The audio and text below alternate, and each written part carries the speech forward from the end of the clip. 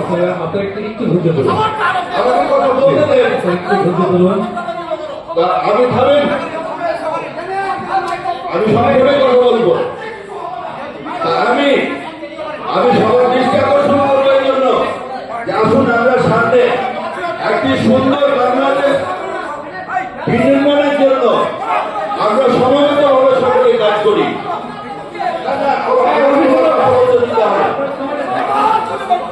বলতে দিতে হবে, আমি আপনাদের সাথে আছি। কথা বলতে কেন ভাই?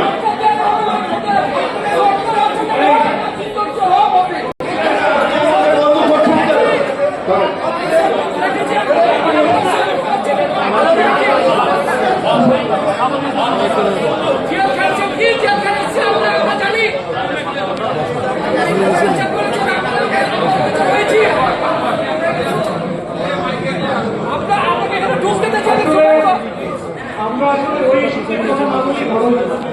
আমরা আসলে আলোচনা নিয়ে কথা বলতে চাই।